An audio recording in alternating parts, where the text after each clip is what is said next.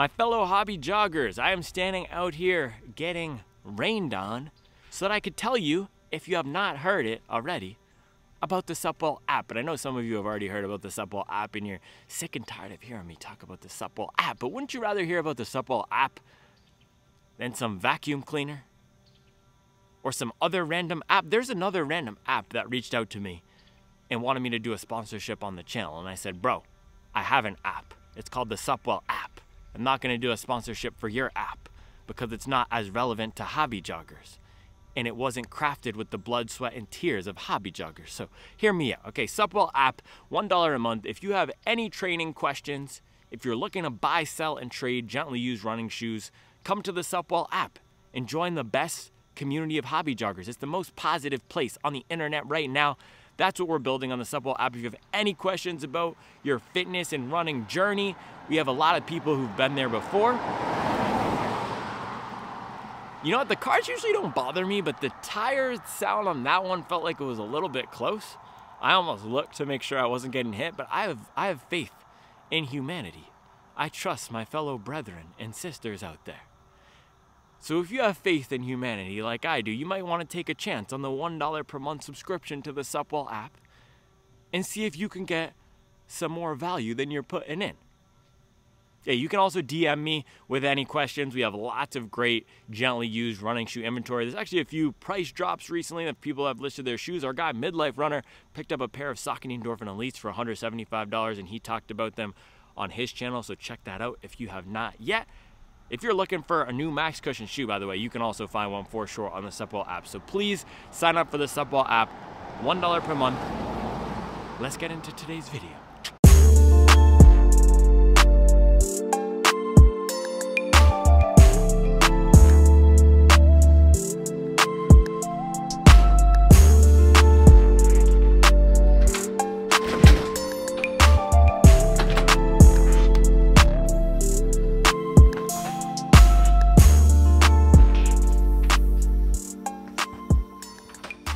So this morning is a recovery day.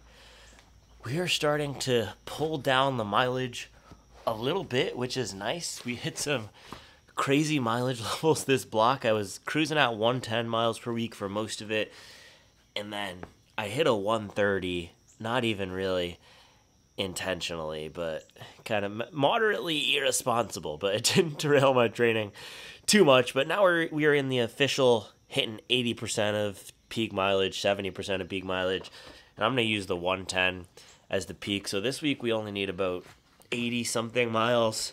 I actually calculated it last night. I need to get 68 miles between Monday and Saturday. So a lot of nice relaxed miles. We do have one more big workout this week on Wednesday. Probably test out one of the race shoes. I'm still figuring out what shoe I'm going to race in, but this morning I just wanted to get miles in something comfortable, and I haven't run in this shoe recently at all, and we've had some more Max Cushion shoes come into the office.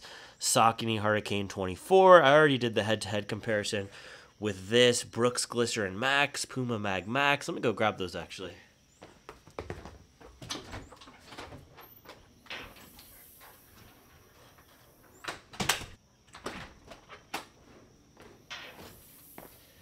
Yeah, since we got in the More V5, these three shoes have come in. Hold on.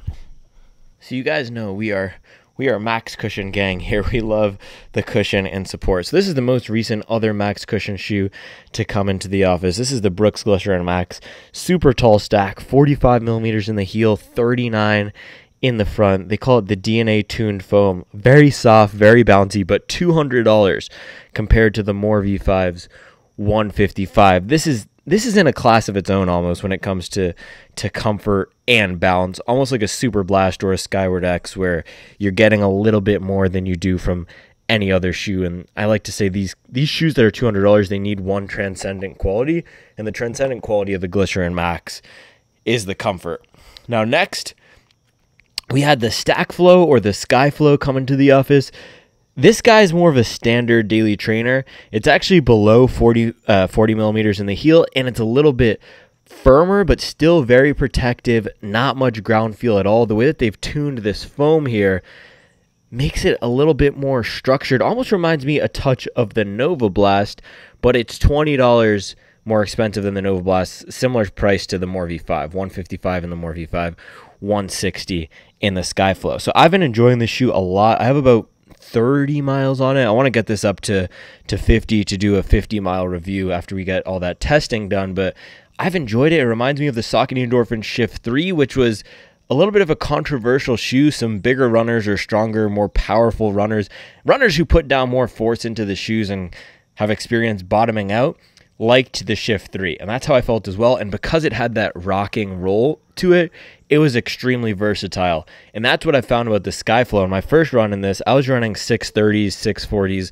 with ease, just clipping them off. So this is a nice protective daily trainer so far. And then the last shoe that's coming to the office here that I would put up against the More V5 is the Puma MagMax. So this guy, we got to move the camera to just get it all in. This is another super max stack shoe like the Glycerin Max. There's a ton of foam in here. It's a little bit bouncy, not too soft. The calling card is protection, comfort, and stability. This is just as stable as something like the Saucony Hurricane, just as stable as the Nova Blast 4. Not as squishy in my memory as the More V5, but it's honestly just as heavy. So I want to see what the key differences are between all these shoes today. Get some more miles on the More V5 and let you know which one of these is going to be best. It's also a little bit slick out here. I don't know if you can see that, but we got some mist out in the distance over the mayor's house. So we'll see how the More V5 does in the rain. I have not taken these in the rain. As you can see, they are quite crispy. They are still very clean in the More V5, and I can actually feel the little sprinkles starting to come down on me. So some rain miles and some comparisons today, and some nice recovery mileage as well. So let's do this thing, man.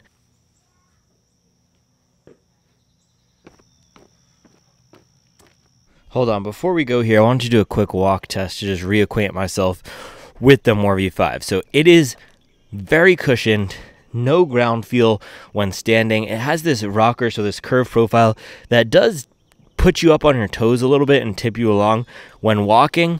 And the back is pretty soft and squishy. So this is one of the softer and squishier max cushion shoes. It's designed to give a lot of comfort and protection. My memory of it is that it was bouncier than I expected. So while it is a big floaty boaty type of shoe with this really wide platform, you can see just from the top of it how wide it looks, and they do push the foam out on the front and the back, and they wrap the foam on the back for more stability.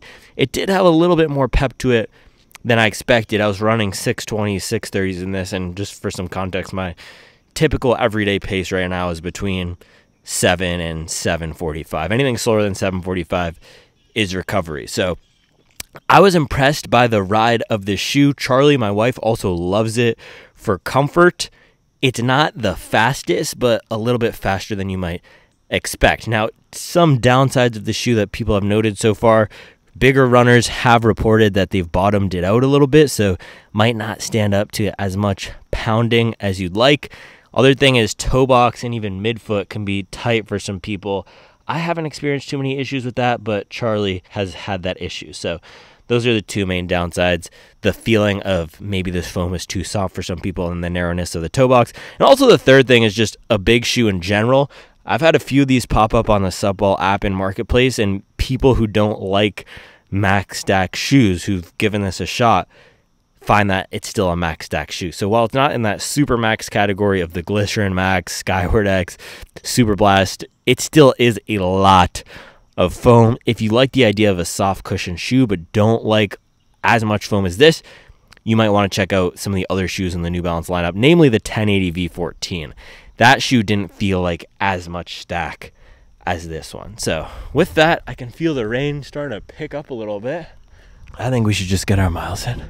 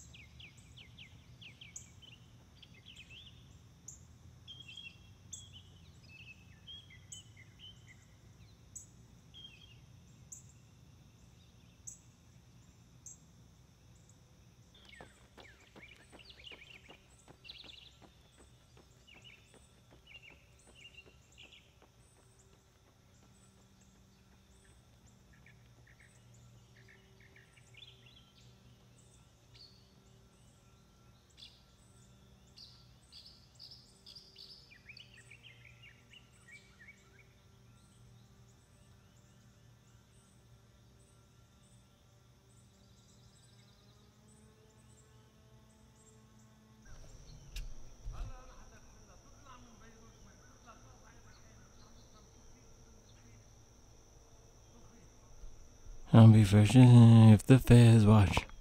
I'll be fresh if the feds watch. Alright, Mr. getting whacked in a pair of wind flows. We got 8.23 miles, 7:38 pace. Nice recovery, 1 hour, 2 minutes, 50 seconds.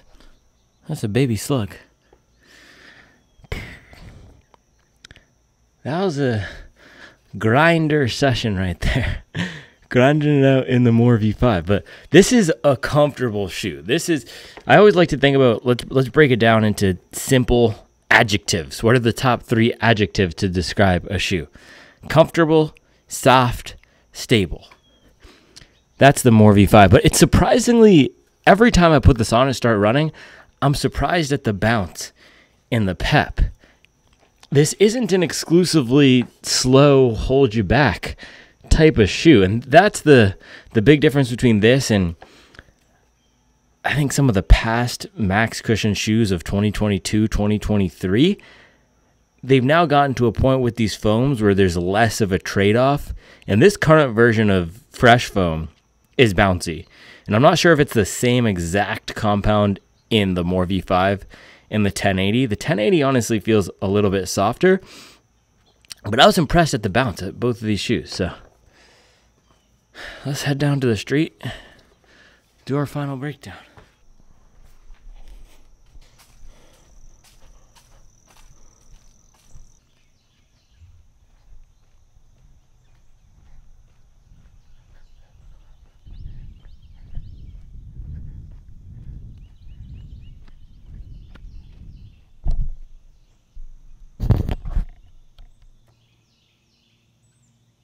All right, so 8-mile recovery run, and oh my gosh, I feel like I'm trying to palm a basketball. Can you see this? Look at that. Holy cow, let's compare these two. Look at this, so Skyflow is a normal shoe. I don't know if you can tell from the forefoot width, but the forefoot of the More V5 is wide. It might be one of the widest 4 feet in the game.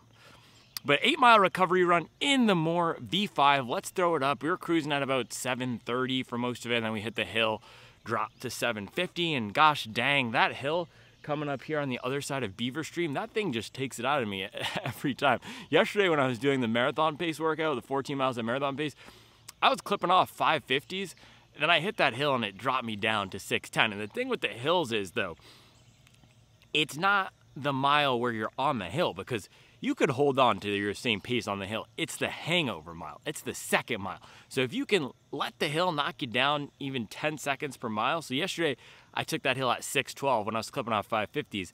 And then the mile after, I recovered on a 6:05. So that's the thing. The second mile after the hill, if you can hold on to your pace, you'll be golden. You just got to hang on the hill and then hit it on the next mile. But 8-mile recovery run today, and I wanted to start off talking about what is a recovery run, because I actually got this question on the Supwell app this morning from my guy Wayne out in Puerto Rico. Shout out to Wayne, I sent him the Vongos. A recovery run for me is any relaxed run where the intensity, the overall intensity and stress level of the run is low enough so that you can recover and you're not adding in on top of your overall workload, your overall stress load, the overall training stimulus on the body. So if you think about a debit account or a checking account, I like to think about training as on recovery runs, we're saving or putting money into that checking account. Same thing with sleep, recovery, fueling well, resting, doing all those things in recovery runs, aerobic mileage. We're adding money into our checking account, and then big workouts, those are withdrawals. We're taking out, so we need to recover, add some more money back in. That's why it's like, honestly, putting in the work, we're earning money. We're adding money back into the checking account, and it's these slog fest, slower runs where we build up that strength so that we can then take those bigger withdrawals and fight back. And if you think about a workout like I did yesterday, 20 miles with 14 at marathon pace, that's a pretty big withdrawal from that account. Say that's a $2,000 withdrawal. That means we had to put in $2,000 worth of these aerobic and more relaxed mileage. So regardless of the metaphor or analogy you want to use, these recovery runs help build up the body so that you could break it down. That's in the most simple distilled terms possible. We do these slower runs so that we can strengthen our muscles and tendons and then come back and destroy them on the fast runs. Not destroy them, and that's the whole point of the slower mileage. You are not going to be destroying your body as much because you build up the strength, and I think that's actually the underrated aspect. I didn't have any water. That's the underrated aspect of doing high mileage. We think a lot about those molecular, cellular benefits of strengthening our cells, sending the blood cells in, and making sure that the carbs are getting stored up, we're burning fat. I've been noticing a lot more of the muscular benefits where I feel so much stronger. My muscles and tendons feel so much stronger after running 18 months of high mileage, and you strengthen all of those running specific muscles. It also helps with efficiency. So that's why with recovery runs, and I'm talking about overall stress level on the body, it's not just about pace. It's not just about pace. My pace today was 7:30, but it's recovery because it's an hour where typically I'll be going 90 minutes, 2 hours. And if I go another 40 minutes later today, or 45 minutes to an hour, it can still be a recovery day because I'm not pounding my body into the ground. So it's not just about the pace, and we often think, okay, recovery runs have to be 2 minutes per mile slower than our race pace. That is not true. If you do a 2 mile run at your marathon pace, that could still be a recovery run because the overall stress level and intensity on the body is lower. Now, that's not what I'm recommending, but that's why if you take a look at the stress metrics and the fitness metrics of all these apps, which I don't recommend using as your way to determine all of your training, but the stress level will be a lot lower. Think about it this way, right? You get out of bed, you run for 1 minute down the street at whatever pace. If you're used to running 10 miles per day, that's still gonna be a recovery run. So that's the way I like to think about recovery run. As long as the intensity, whether that's volume or pace, is lower than is typical and is low enough so that we can recover, it's right in that sweet spot. I like to do it by feel, making sure I'm running relaxed, I'm running strong, and by capping my run at 8 miles this morning. Instead of going the typical 10 to 12, I'm not going as deep in the tank, and it's not gonna take me as much time to recover. So the whole point of that long-winded aerobic preamble, and I could go long-winded because I have the aerobic base build up. These other boys out here getting winded have to do multiple takes out here, stopping the camera, drinking water. We're just one take Jake. No cuts. I haven't cut a dang thing since I started talking. Other boys out here in Final Cut Pro trying to add visual effects to spice it up because they don't really have game. It's like Currency said, man, you can tell when some of these rappers go in the booth, they spend 45 minutes to an hour trying to write a 16. If you really have it, you go in there and just knock it out. Little boy's getting disrespectful.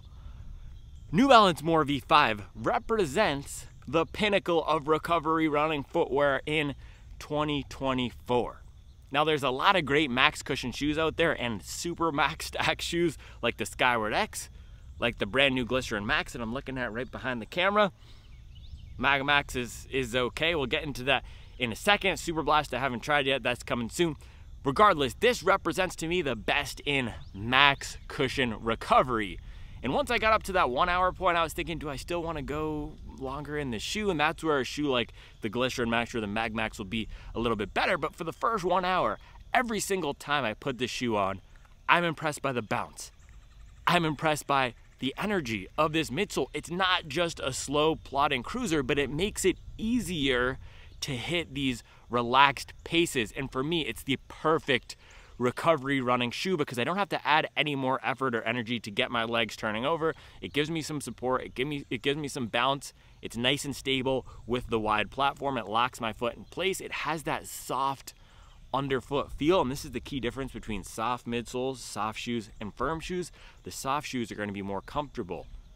They're going to feel like they're pampering our legs, but they're not going to be as fast for the most part. That's why we add the plate in to rigid up. Can you use rigid as a verb? To make the shoe a little bit more rigid, to stiffen up that midsole. That's what gives that snap. Man, out here talking about one take Jake. The camera shut off on me because the SD card was full because we've been grinding. It takes about 2, 3, 4 months for these other boys to fill up one SD card. I'm not even talking about a 256 gigabyte like I have. They have a 64 gig. They're out here taking a full all of Q3. That's what it took them to fill up one SD card. It's disrespectful.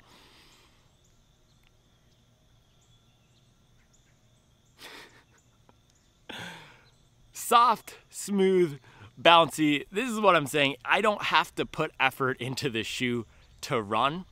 And even though it is on the softer end of the spectrum, it doesn't have a plate. It doesn't have any crazy technology. There's no gimmicks in here. Yes, there's a tall stack of foam, but they're not doing anything crazy with the midsole. It's just a nice, solid EVA blend, ethylene vinyl acetate blend.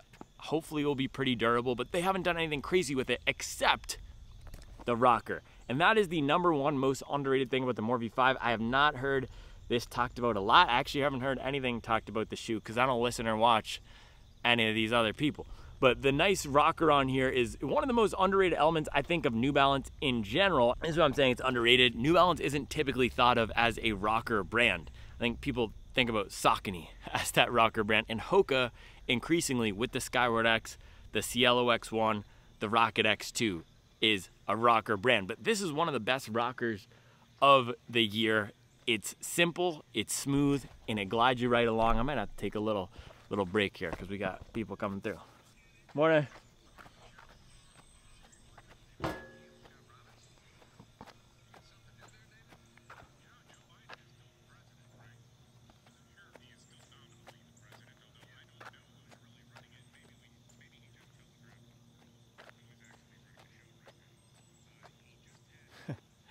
He's putting in work in the Bondi.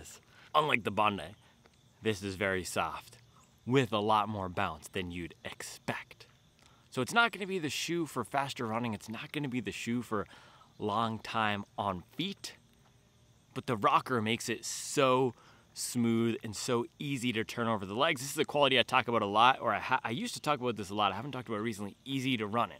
Does it feel like I need to put more effort than necessary to turn over the legs? This is one of the easiest to run in shoes. Similar to, now let's get into some comparisons here, Glycerin Max. So I've been saying for a week or two, or I guess a week ever since I started running in the Glycerin Max, More V5, this is probably the best alternative to the Glycerin Max that's not at that $200 price point. They both have awesome rockers. They both have a tall stack of foam. They both have a nice bounce to them, both on the soft side. Difference is the Glycerin Max has held up a little bit better for me over longer miles. So I've gone 12 miles in this once or twice. I've gone 10 miles a few times, and the bounce is always still there at the end. And in contrast to something like the More V5, and this is why people have accused this shoe of bottoming out, just dirty bottoming out. This does get a little bit flat feeling in the forefoot. The rocker saves it and keeps you turning over the legs. That's not going to happen in the Glycerin Max. Now the stack heights actually aren't too different in these shoes, but the Glycerin Max foam is a higher density. So in the heel here, it's still very soft, and it's actually a dual foam where you have a softer foam in the heel, firmer foam in the forefoot, but a little bit more bounce, and the front of this shoe just stands up better to force and time on feet. So that's what you're going to be getting out of the $200 price point in this shoe. I was going to say in the $200 category in general, but that's not true. Not every $200 shoe is worth it. In the case of the Glycerin Max, this one does feel worth it because you're getting significantly more performance than something like the More V5. A little bit bouncier, overall just a little bit better. The fit is wider. You're not going to have that tightness up in the forefoot that a lot of people have complained about. The stability is about the same. Charlie actually tried this on, and she said she thought the stability was a little bit better in the Glycerin Max. Maybe the foam is a touch firmer in the heel, but overall just 10 to 17% better in every category. The fit is more dialed in. The foam is bouncier. The rocker is a little bit smoother. It's a little bit easier to hit faster paces. It's not going to bottom out. So that's why it's $200. So if you want to upgrade from a traditional Max Stack shoe, that's what you're going to be getting out of a Super Max shoe like the Glycerin Max. And when we're talking Super Max, this ain't no Ben Simmons, baby. Balos is the Ben Simmons of the Super Max category. And that's the thing I wanted to say. The Balos is almost the red herring of the Fresh Foam lineup at $200. It's distracting you from the 1080 and the More V5, which are the two shoes that I would get. 1080 has more ground feel than this. It also might be a little bit softer than this, but it has more of that traditional streamlined daily feel. The foam doesn't wrap as much. This has that max cushion feel where you get a lot of foam underfoot. So next comparison I want to do is with the Puma MagMax. So difference between this and the More V5, MagMax is a little bit firmer in the forefoot, also maybe a little bit bouncier. It just feels overall more protective than the More V5. So not gonna bottom out. I put this on my best long run shoes, and I would put this in the Super Max category as well. It has more of that high stack, a little bit bigger on foot feel versus the More V5, which just feels a little bit lighter weight versus this. So this is the one to get if you want even more stability, even more protection, even better for time on feet, whereas the More V5 is strictly, for me, that recovery shoe. I would go 20 miles, and I have gone 20 miles in this. I would do it again if I were looking for an alternative to a plated shoe and I weren't spending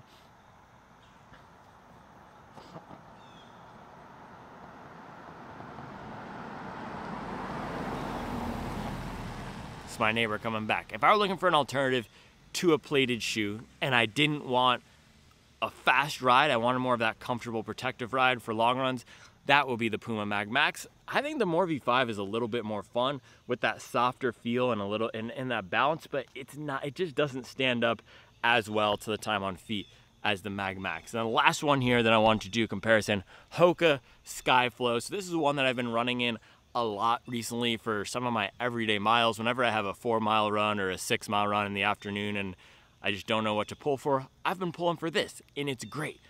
Versatile, fun, on the firmer side for sure. So if you're looking for a taller stack daily trainer with some pep to it, and that's the difference between this and the Nova Blast 4, that's the difference between the Skyflow and the More V5. The Stack Flow has more pep, it has more bounce. You're gonna be able to run some faster miles in it. It's also gonna stand up better to force and time on feet than any of these softer shoes. But this is not a super max stack shoe. It's not gonna give you the utmost in comfort. It's not gonna give you that soft underfoot ride. It has a little bit of that crunchier, almost Super Blast V1 feeling where the foam it has that hollow, light density feel. But I like the ride of this better for relaxed miles, and because the rocker in here is great, similar to the More V5, makes it super easy to run in. So this is the one I would get if you want an elevated daily shoe that's gonna be protective. Hopefully we'll get some good durability. We do not have too many miles. I think we have about between 30 and 40 miles on this so far.